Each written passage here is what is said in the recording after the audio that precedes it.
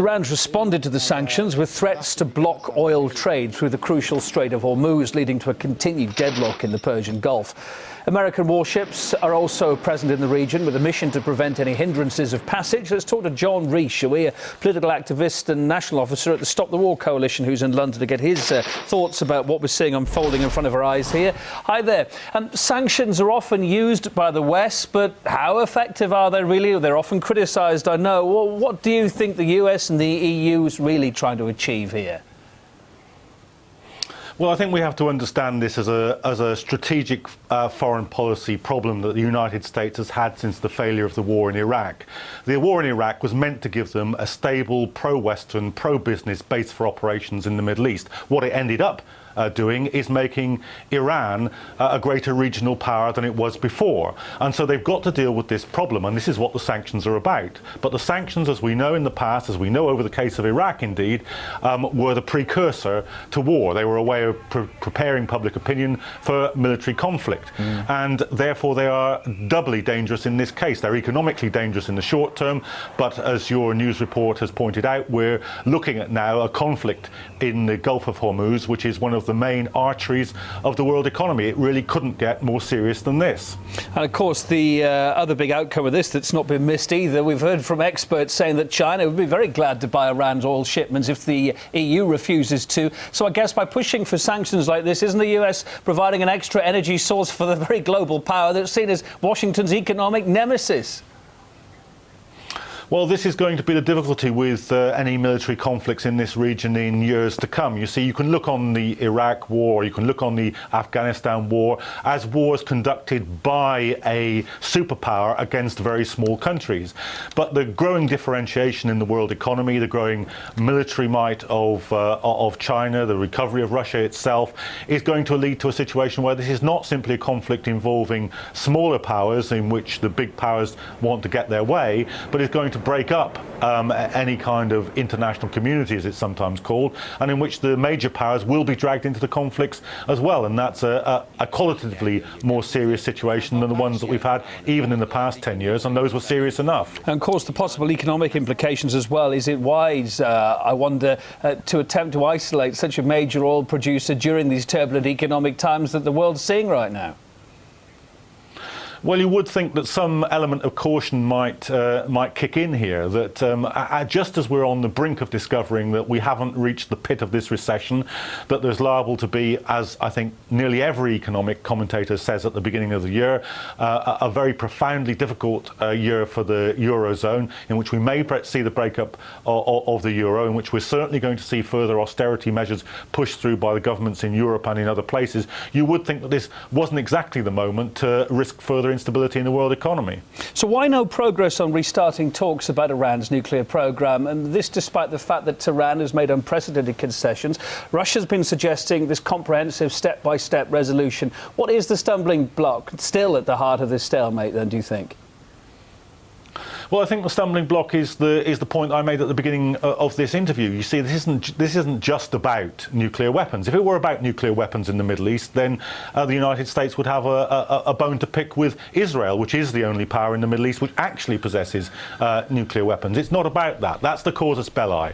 But the reason for this continued conflict is because the American administration simply can't live with an Iran which has as much regional power as it has at the moment. You see, the Americans, when they look at the Iranian regime, they see its links with Syria, they see its links with Hamas, they see its links with Hezbollah, and this is a challenge to American power in an absolutely critical, economically critical, geopolitically critical area of the globe, and it's that which is the sticking point for the American administration, in my view. Just briefly, how bad could this get? We're hearing now the UK supported Washington's rhetoric, saying its warships are at the ready to prevent any attempt by Iran to hinder trade through that crucial Strait of Hormuz. Could this go further, do you think, develop into actual warfare?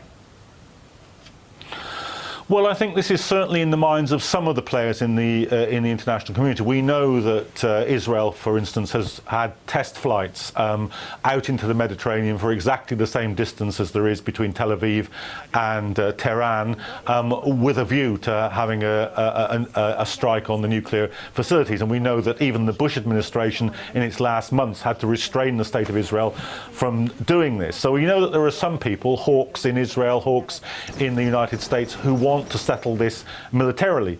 And it does seem to me that once we begin on the process of implementing sanctions, of Iran responding to the sanctions, that there will be calls further down the road for a direct military conflict. And that, in this case, is even more dangerous than it was in the case of Iraq.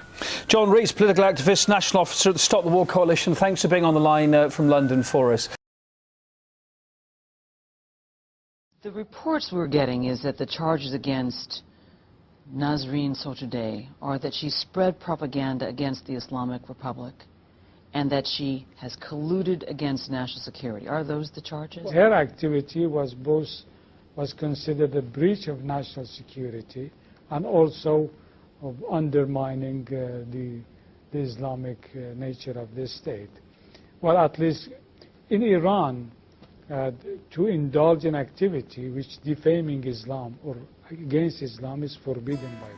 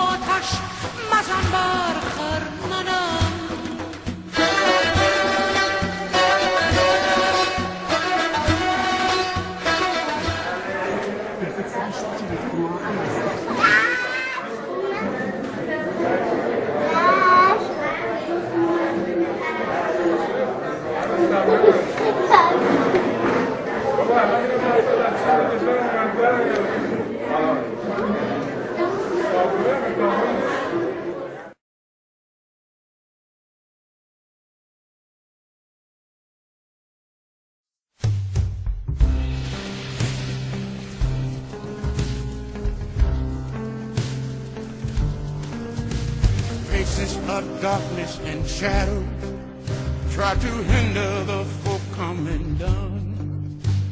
Remember that no one can harm you, 'cause you are the son of Iran. Of course they can threaten and scare you and point at the lines they have drawn, but they are just transient shadows.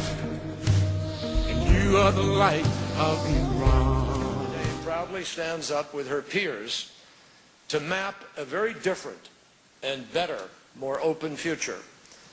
Her activism and her fearlessness spoke to me about a special kind of courage, courage that I saw years ago in Aung San Suu Kyi when I met her in her home when she was confined in Burma, or the courage I saw again in 4 Burmese women who were the first people I met right after I had been sworn in as Secretary of State, and I met in this building on my 3rd day as Secretary.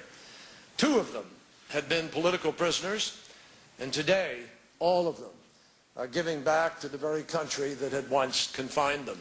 Our first honoree is 2nd Lieutenant Malolai Badauri of Afghanistan.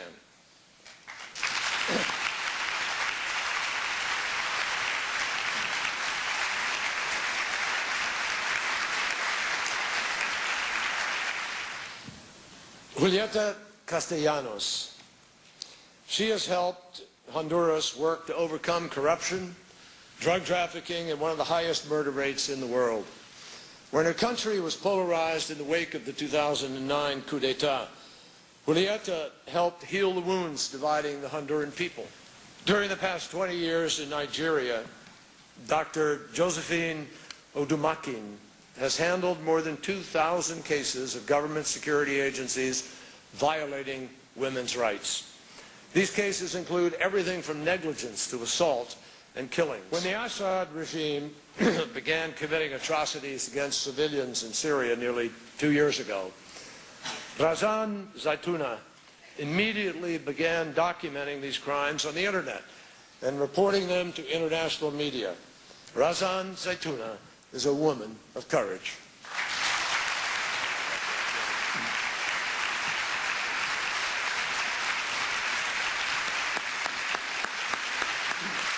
Yelena Malashina is one of the most influential and respected journalists in Russia.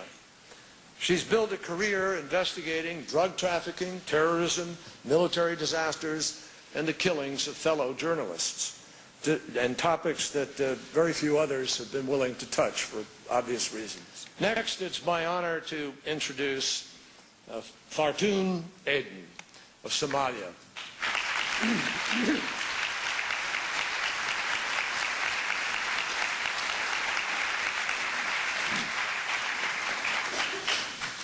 Fartun worked alongside her husband advocating for peace and education in Somalia.